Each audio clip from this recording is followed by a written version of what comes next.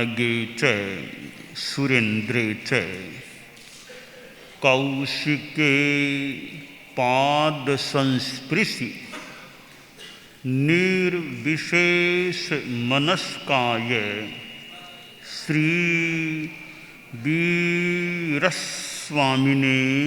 नमः। आरहत वाङ्मय में कहा गया है, अनेक चित्ते खलु अयम पुरुषे। यह पुरुष अनेक चित्तों वाला होता है।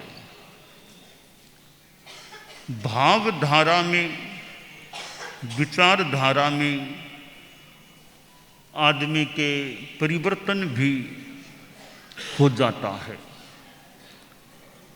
हमारे भीतर एक भावों का जगत है। कार्मण शरीर आत्मा के साथ है और कार्मण शरीर के योग से या वियोग से एक भावों का जगत मानो निर्मित होता है। कभी हम या आदमी गुस्से में आ जाता है तब एक भाव आ गया, फिर कभी वह शांत हो जाता है, क्षमाशील हो जाता है तो भाव में परिवर्तन आ गया। कभी आदमी घमंड की भाषा में बोलता है तो कभी उसे निरहंकार के रूप में भी देखा जा सकता है। कभी लोभ का भाव है तो कभी संतोष का भाव, कभी छल कपट की प्रवृत्ति है तो कभी ऋजुता का भाव, आर्जव है। इस प्रकार अनेक भाव जो ओपोजिट भाव होते हैं वे आदमी में उभर सकते हैं। जैन दर्शन में लेस्या का सिद्धांत या बात आती है। यह कृष्ण लेस्या, नील लेस्या, कापोत लेस्या, तेजो लेस्या, पद्म लेस्या, शुक्ल लेस्या, इन 6 लेस्याओं के आलोक में हम भावधारा को जानने का प्रयत्न कर सकते हैं। ये 6 लेस्याएं मानो कि 6 भावधाराएं हैं। कृष्ण, नील, कापोत ये तीनों लेस्याएं असत भावधारा वाली हैं। तो तेजस, पद्म, शुक्ल ये सत भाव वाली भावधाराएं हैं, अच्छी भावधाराएं हैं। अच्छी में भी तारतम्य है और खराब में भी तारतम्य है। कृष्ण की अपेक्षा नील लेस्या कम खराब है और नील लेस्या की अपेक्षा कापोत लेस्या और कम खराब है। तेजो लेस्या की अपेक्षा पद्म लेस्या और ज़्यादा अच्छी है। तो पद्म लेस्या की तुलना में शुक्ल लेस्या और ज़्यादा उज्ज्वल है, अच्छी है। आचार्य भिक्षु का जन्म 3 शताब्दी वर्ष चल रहा है, यानी 300वां जन्म वर्ष चल रहा है। और आचार्य भिक्षु का दर्शन था, विचार या उनका अपना कथन था और उन्होंने भगवान महावीर के संदर्भ में भी अपनी बात बताई।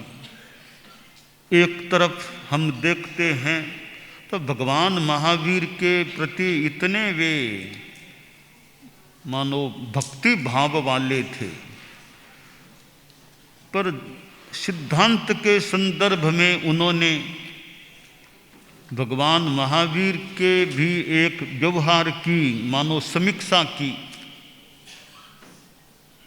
6 लेस्या हुंती जद वीर में, हुंता 8वीं कर्म, छदमस्थ चूका तिन समय, मूर्ख थापे धर्म। यानी उनको लगा कि भगवान महावीर से भी कहीं थोड़ी सी या भूल या चूक हुई है। उन्होंने कह दिया अभी यह भगवान महावीर की चूक थी। हालांकि अपने आराध्य को चूका कहना कोई इसमें कोई आनंद की बात नहीं माननी चाहिए कि भगवान महावीर को क्यों हम चूका कहें, क्यों कहें। सिद्धांत के संदर्भ में विवेचन करना हुआ ऐसा लगता है, तब आचार्य भिक्षु को यह बात भी प्रस्तुत करनी पड़ी होगी। भगवान महावीर एक वीतराग पुरुष थे और आचार्य भिक्षु भगवान महावीर की परंपरा में थे, परंपरा में आचार्य थे, मानो भगवान महावीर के प्रतिनिधि थे। क्योंकि तीर्थंकर की अलग बात है, आचार्य की थोड़ी अलग बात होती है। तीर्थंकर तो फरमा दें कि मैं ऐसा कहता हूँ, अहम पूर्ण गोयमा एवं पन्नवे, मैं ऐसा कह रहा हूँ। तीर्थंकर फरमाते हैं संभवतः भगवान महावीर को यह अपेक्षा नहीं कि मेरे पूर्ववर्ती तीर्थंकरों ने ऐसा कहा इसलिए मैं यह कह रहा हूँ। भगवान महावीर को यह मानो अपेक्षा नहीं कि भगवान ऋषभ ने ऐसा कहा था इसलिए मैं यह कह रहा हूँ। अपेक्षा नहीं लगती, वो तो खुद मैं ऐसा कहता हूँ। आचार्य कभी मैं ऐसा कहता हूँ भी भाषा का प्रयोग भले कर लें तो कर लें, वैसे आगम के आधार पर आख्यान करते हैं भी आगम में ऐसा कहा गया, भगवान ने ऐसा आगम में उल्लेख है, ऐसा कहा है। वे तीर्थंकर की बात को आधार बनाकर या आगम की बात को आधार बनाकर अपना प्रवचन आदि करते हैं, कर सकते हैं। तो आचार्य भिक्षु भगवान महावीर की परंपरा में, जैन शासन में वे हमारे धर्म संघ के तो प्रथम आचार्य थे। और सिंह का सपना की जो बात है, कंटालिया पास में ही है, हमें कंटालिया जाना भी है तो जाना ही नहीं है, वहाँ इस बार सिरियारी से ज़्यादा रहने का प्रोग्राम है। कंटालिया में 13 रात्रि प्रवास की संभावना है, सिरियारी में तो 2 रात का ही रखा गया, कंटालिया में इस बार 13 रात का रखा है। दोनों ही स्वामी जी से जुड़े हुए हैं, एक जन्म स्थान के रूप में, दूसरा महाप्रयाण के स्थान के रूप में है, दोनों पास पास हैं। तो सिंह का स्वप्न माता श्री को जो आया हमें उल्लेख मिलता है, वह सिंह का सपना एक कोई विशेष पुरुष की मांग को आता है। यानी हमारे यहाँ जो बताया गया है कि जो महास्वप्न होते हैं, तीर्थंकर की माताएं 14 बड़े अच्छे स्वप्न देखती हैं, चक्रवर्ती है, वासुदेव, बलदेव, यूँ अपनी अपनी संख्या के स्वप्न देखने की बात है। पर एक महास्वप्न भी कोई माँ देखती है, इसका मतलब उसका वह जातक भी कोई विशिष्ट जातक, विशिष्ट व्यक्तित्व होना या होगा। दीपा बाई माता श्री जो थी और सिंह का सपना आया। अब मैं सोचता हूँ कि आचार्य भिक्षु के जीवन को हम देखें तो सिंह का सपना आना कोई असंभव सी बात नहीं लगती। जो व्यक्ति इतना पौरुष पराक्रमशील हो, उसकी माँ को सिंह का सपना आए तो कोई असंभव या अस्वाभाविक बात भी नहीं लगती है। और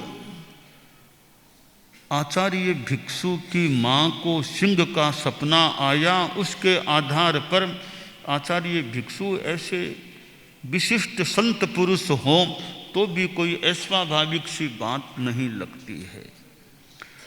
तो सिंह का स्वप्न देखने वाली माता ऐसे महापुरुष की जन्मदात्री बने, यह कोई अस्वाभाविक असंभव सी बात भी नहीं लगती है। आचार्य भिक्षु के जीवन में साहस और निर्भीकता वो अच्छी कोटि की लग रही है, वरना कठिनाइयाँ आए तो आदमी सोचे रे इन कठिनाइयों में कैसे आगे बढ़ पाऊंगा, वापिस चलो अपने तो थे वहीं वापिस चले जाएं। तो आचार्य भिक्षु कैसे मतलब आगे बढ़ते रहे, इससे अनुमान होता है कि स्वामी जी में अभय निर्भीकता साहस का भाव अच्छी कोटि का तो होना चाहिए, ऐसा प्रतीत होता है। आचार्य भिक्षु की ज्ञान चेतना भी विशिष्ट थी। कितना शास्त्रीय ज्ञान उनके पास रहा होगा, और प्रतिभा प्रज्ञा प्रतिभा उपज शक्ति मानो औत्पत्ति की बुद्धि के धनी। तो कोई ज्ञानावरणीय का विशिष्ट तर या बहुत बढ़िया प्रयोगसम मानो कोई किया हुआ होगा, तब उनके पास वो प्रज्ञा प्रतिभा और इतना ज्ञान उनके पास था। यानी वे कोई सामान्य आचार्य नहीं थे। आचार्य तो और भी हो सकते हैं, पर सारे आचार्य बहुत ज्ञान वाले हों यह कहना जरा कठिन है। तो आचार्य भिक्षु एक बहुत विशेष ज्ञान वाले आचार्य थे। तो वे इस माने में सामान्य आचार्य नहीं थे, कुछ असाधारण प्रतिभा या ज्ञान उनमें था, या अच्छा ज्ञान उनमें था। एक और साहस अभय, इधर ज्ञान चेतना, और साथ में भक्ति का भाव। भगवान महावीर या जिन वाणी के प्रति आगम के प्रति उनकी भक्ति की भावना, सूत्र के प्रति कैसी उनकी भावना। आचार्य महाप्रज्ञ जी के गीत में जो वर्णन है, सूत्र का आधार मुझको सूत्र मेरा, सूत्र मेरा, सूत्र की आराधना से मिल रहा, बन रही भक्ति का, भक्ति का अवतार बाबा भक्ति ले आया, ज्योति का अवतार बाबा ज्योति, ज्योति का, ज्योति का आभावलय आलोक गहराया, ज्योति का अवतार बाबा ज्योति ले। तो ऐसे आचार्य भिक्षु को भक्ति का अवतार भी कहा, ज्योति का अवतार भी कहा। आचार्य श्री महाप्रज्ञ जी का ये गीत है, अच्छा गीत लगता है, ज्योति का अवतार बाबा। तो आचार्य भिक्षु ज्ञान साहस, ज्ञान चेतना, भक्ति चेतना, इधर उनका आचार चारित्र, उनको कई शिष्य भी बहुत यूँ अच्छे मिले। मुनि श्री हेमराज जी स्वामी जैसे शिष्य उनको शिष्य रत्न शिष्य मिले थे। और हेमराज जी स्वामी श्रियारी के मानो सपूत, श्रियारी के सपूत हेमराज जी स्वामी। और मैं भूल न करूं, मुझे ठाकुर परिवार की बात याद आ गई। हेमराज जी थे वो दीक्षा के लिए तैयार हुए तो शायद माता जी के ठाकुर परिवार में माता जी के पास गए और कहा भी बैरागी बैरागी। तो यानी वो गांव की रीत होगी भी, ठाकुर परिवार में जाना, अनुमति लेना, जो भी कोई रीत होगी। तो माता जी बोली, कह रहे मैं थारो ब्याह कर दूं, तेरे ई वेश में थारो मैं ब्याह कर देशूं ना। हेमराज जी बोले, माता श्री गांव में कुमारा और घना ये बम को ब्याह कर दो, मैं तो साधु बनसूं, मैं तो दीक्षा लेसूं। तो ऐसे हेमराज जी स्वामी वो हाँ, तो हेमराज जी स्वामी और मानो स्वामी जी के द्वारा यूँ तैयार कुछ अंशों में या पूर्ण अंशों में उनको बैरागी बनाने वाले या दीक्षा के लिए तैयार करने वाले कुछ अंशों में जितना भी स्वामी जी ने खुद ने श्रम किया। और स्वामी जी ने जो कहा, अरे हेमरा दीक्षा लेशी मारे मर्या पछे के जीते जी कह दे थारे जिसी जचे हो स्वामी।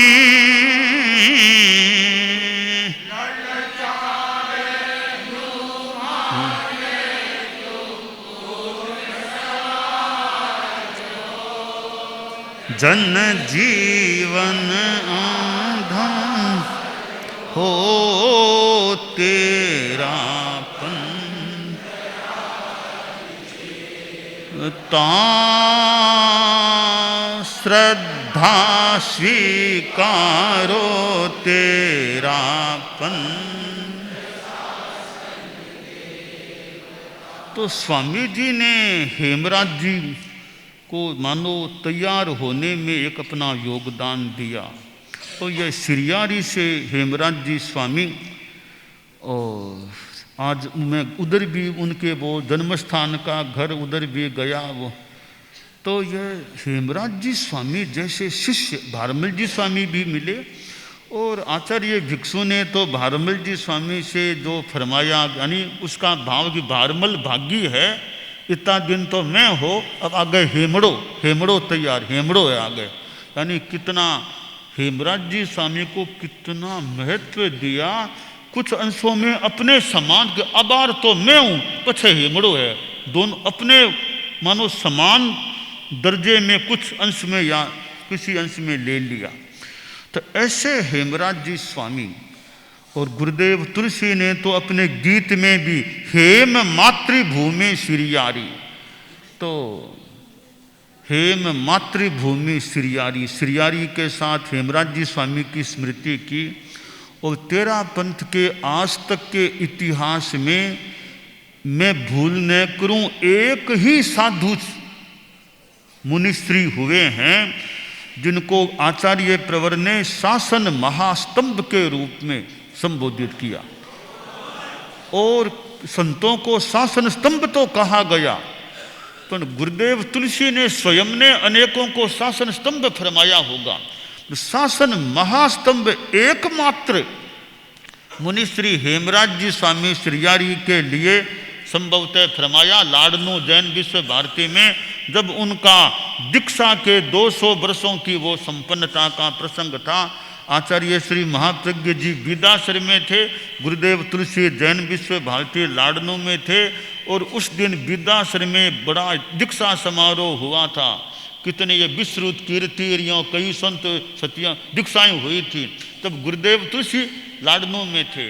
तो आचार्य श्री महाप्रज्ञ जी के द्वारा वो अच्छा एक दीक्षा समारोह हुआ। मुझे याद आ रहा है, थोड़ा थोड़ा विरोध बाल दीक्षा को लेकर थोड़ा थोड़ा वो विरोध भी हुआ था। दिनेश जी को याद होगा, गुरुदेव तुलसी के पास कोई पत्रकार भी आया, क्या बात हुई? बनते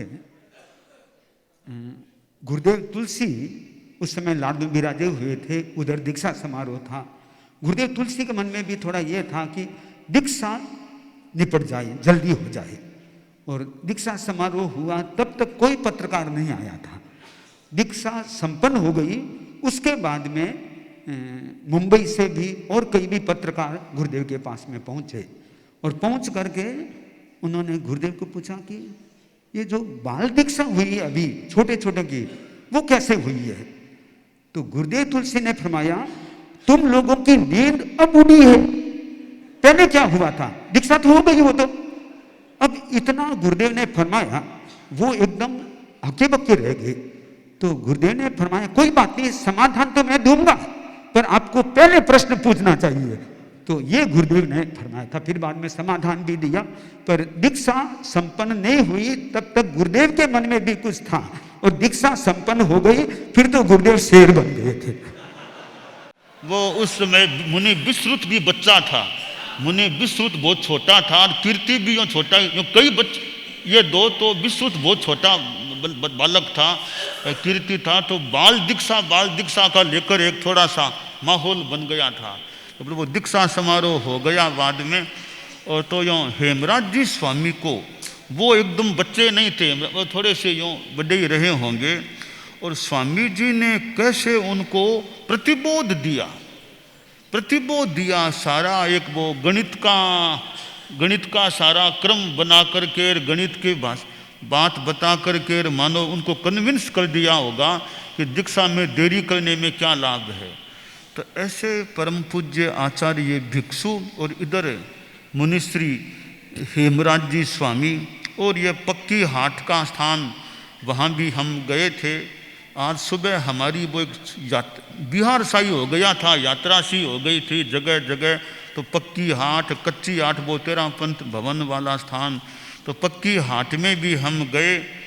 थोड़ा मुश्किल से जाना होता है पक्की हाट में, सावधानी और मुश्किल से, पर चूँकि स्वामी जी से जुड़ा हुआ स्थान है तो क्या मुश्किल क्या, तो हम चले गए। कि स्वामी जी यहाँ विराजे ऐसी बात है। पक्की हाट में वो अनशन, पक्की हाट में महाप्रयाण का जो स्थान, महाप्रयाण का स्थान, तो अनशन वहीं, तो मुख्य मुनि महावीर भी हमारे पास साथ में थे, और भी हमारे संत और कई लोग साथ में थे। तो उसके अंदर गए, थोड़ा सावधानी से अंदर जाना।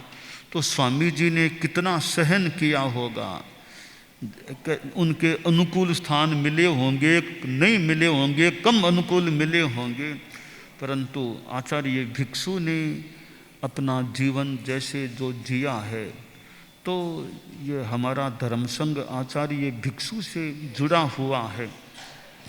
और फिर यह सिरियारी का धाम, सिरियारी का स्थान, जहाँ हमारा अभी 2 दिनों के प्रवास के लिए आना हुआ है। तो सिरियारी जहाँ लोगों का आवागमन भी होता है, और हमारे चारित्रात्माएँ संत भी यूँ अभी लंबे काल से यहाँ विराज रहे हैं। और यह प्रवचन का स्थान भी, अब एक ज़माने में ऐसा स्थान नहीं था, अब यह प्रवचन का और का कार्यक्रम का भी एक अच्छा स्थान भी बन गया है, और लोगों का आवागमन भी।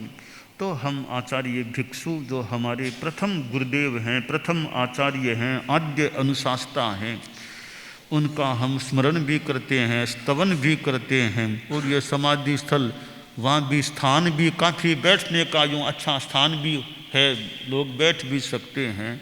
तो यह सिरियारी और हमें यह धर्म की प्रेरणा मिलती रहे, अध्यात्म की दिशा में हम आगे बढ़ते रहें, यह अभिकांक्ष है।